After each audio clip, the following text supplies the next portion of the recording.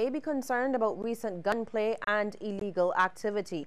Attorney General and Minister of Home Affairs Adriel Brathwaite is telling them Barbados does not have a runaway crime situation. While comparing statistics from the 1960s till present, Mr. Brathwaite said the average rate of reported crime in Barbados stands at about 9,000 per year. He, however, admits that the nation is seeing an increase in the use of illegal firearms. This, he says, is a cause for concern and must be addressed. The Attorney General is of the view that areas of weakness must be strengthened to stop the flow of illegal guns into the island. Whether it be in the port, whether it be through via customs, whether it be at the airport, etc. So we really need everyone to step up to the plate, right? And my concern is that there's a level of dishonesty in this country that needs to be addressed, because the firearms cannot come in unless there's collusion at our borders. Yes, some will come through via boats, etc. Right? But they're being shipped in here. And it means that either people are not doing what they're supposed to do, or that they're turning a blind eye when they should not be. Mr. Brathwaite says the matter of illegal guns is one that has the attention of many Caribbean leaders. He expects the issue of security to be addressed at the upcoming CARICOM Heads of Government meeting here in Barbados next week. He says the matter is not just one for the police force. He says that law enforcement officials are also seeing evidence of new weapons on the streets. What the police are saying to me that is concern to them is that they're actually seeing newer and newer firearms into the country. When they go to crime scenes, they're seeing new cartridges. So which means, of course, that these chaps out there are having access to more weapons and of course, more ammo. Plans have been finalized for a $18.4 million refurbishment of the Garfield Sobers Gymnasium, but it will mean that the facility will be closed to all sporting and other activity for about 14 months. News of this from the Minister of Culture, Sports and Youth, Stephen Lashley, during today's sitting of Parliament. He revealed it's a done deal, with the contract being awarded to a Chinese company and facilitated by the government of China. The major renovation work will start in April next year. The gymnasium will have to be closed for the duration of the project, some 14 months.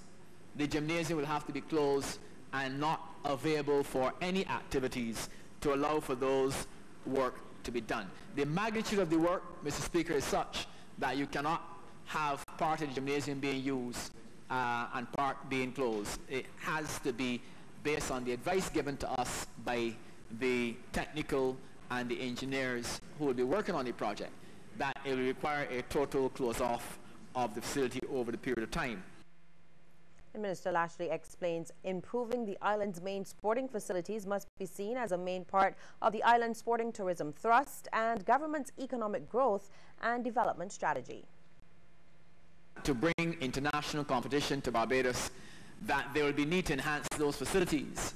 And along with that, the significant gains to Barbados. We know that in the area of sports and the capability is there to place Barbados at the center of attracting sports tourism. And therefore it is very important, because without adequate facilities, Mr. Speaker, we cannot obtain the gains that we say that we want to obtain, particularly in relation to advancing the cause where sports is being placed at the center of economic activity and as a key area of the growth strategy of the government. Well, meantime, we hear Barbados could soon have a special recreational and sporting facility for children with disabilities. Minister Lashley gave details about the initiative as he led off debate on a resolution for the leasing of 25,000 square feet of land on the grounds of the Garfield Sobers Gymnasium to the Rotary Club of Barbados South to develop that facility. The facility, the first of its kind, will cater to between 30 and 40 children at a time and creates an environment which allows children to play without fear of discrimination. The facility, Mr. Speaker, has been designed as an indoor recreational facility that will facilitate indoor sports, cultural activities, and educational activities for the children who are targeted as being the prime beneficiaries of this activity. It will include a sensory room with light and sound stimulation, a soft padded room, a half regulation size basketball court, a playground comprised of approximately 15 play events such as slides, swings, tunnels, play tables, bells, bell rings, etc. St. George South MP Dwight Sutherland wants government to get involved in providing wellness centres for Barbadians. Mr. Sutherland adds that government needs to go beyond what it has already done to encourage people to take better care of themselves. Whereby we don't only create a basket of goods, but a lot more benefit can come through getting involved with the training facilities, the wellness centers, whereby we give incentives for people to join gyms. I think this is more value added, even more so than the little basket of goods that we saw coming out of the budget. But I'm not here to go back to the budget. I'm just mentioning that because wellness is critical. So we can't only speak about disabilities and those areas which are critical, but we have other areas that I know Rotarians have been working hard at to enhance development in this country. Barbados has strong legislation that speaks to the protection of everyone in society, regardless of their age, class, or abilities. And although he admits that some safeguards still need to be put in place, Commerce Minister Donville Innes says government cannot legislate how people behave toward each other. He says families placing people with disabilities, especially children, in care facilities and not checking back on them is a major concern. Mr. Innes is also concerned about people who give donations to charities only to use their generosity to get a tax write-off. Sometimes we need to go to one of these homes with a gallon of paint and a paintbrush a Saturday morning and repaint a wall. That doesn't cost you anything. Sometimes you need to get a picnic basket and go and help take care of those nurses who are there laboring in vain with those kids. Those are the things that are significant. It's not about getting in the front page of the newspaper, handing over a check. Sometimes it's the things that don't end up in the public domain that are most important. In the meantime, opposition St. Thomas MP Cynthia Ford is calling for children with disabilities to be allowed to attend school free of cost. She says the additional costs for some of these children to attend special needs schools can run very high. She also wants some help for the parents of these children. I have once asked for some kind of unwaged labor stipend to be offered to those men and women, but mostly women, who cannot work because of the severity of the disability of their children, and they have to stay at home and nurture them, run them off to the school and so on. And I've asked the Honourable Minister to please give some consideration at some point in time, perhaps when the economy is better, for those who are challenged to be able to go to school for free. It is extremely costly, Mr. Speaker, for disabled students. For the payment is extremely high, and the parents cannot always meet the demands. Well, more news in just a moment, but first we want to get your take on this question.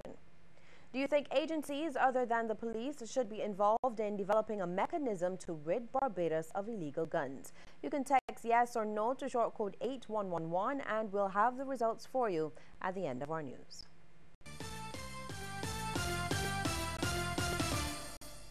You've got a new friend when it comes to auto insurance. Introducing DrivePal from Sagicor General. This groundbreaking new technology will help you save up to 35% on your car insurance depending on your driving habits. That's 35% in addition to the no-claim discount and other available discounts such as multi-policy or multi-vehicle discounts. And because DrivePal is your friend, it's free and easy. Simply sign up for auto insurance from Sagicor General and our trained technicians will install DrivePal in your vehicle. Then start driving. DrivePal, powered by EasyTrack, will monitor your vehicle's speed and watch for harsh braking, cornering and acceleration. As long as you stay within the designated measures, you'll continue to pay smaller motor premiums. DrivePal even has accident detection with a link to Sagicor General's emergency SOS services, just in case. Now don't worry, we know you value your privacy. So information collected from DrivePal will only be used to help you save and nothing else.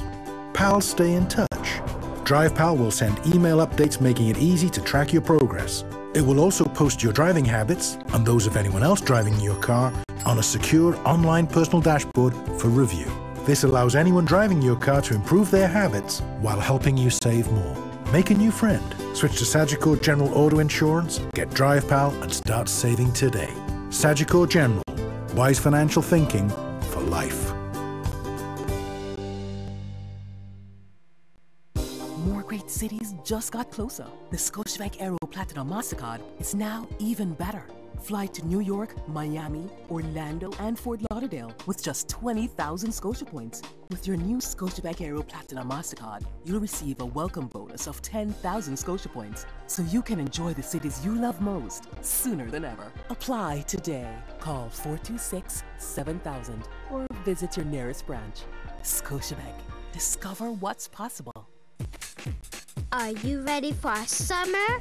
Are you ready for the Nichols Bakery Q-Kids? Well, don't be left out. Join us on July 4th at Kensington Oval from 12 noon. Have lots of fun in the Burger King dancing zone, the Fruity Kids karaoke, the FCTV game zone, and so much more. Adults $5, all children free. The Nichols Bakery Q-Kids coming this summer.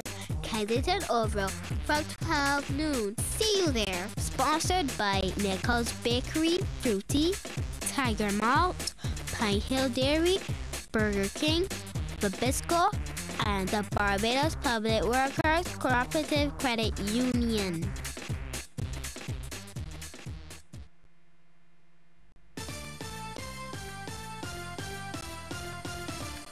Another local organization is joining with regional governments, expressing concern about a European Union decision to blacklist several CARICOM nations, including Barbados, by labeling them as tax havens. It has come from the Barbados Employers Confederation, or the BEC.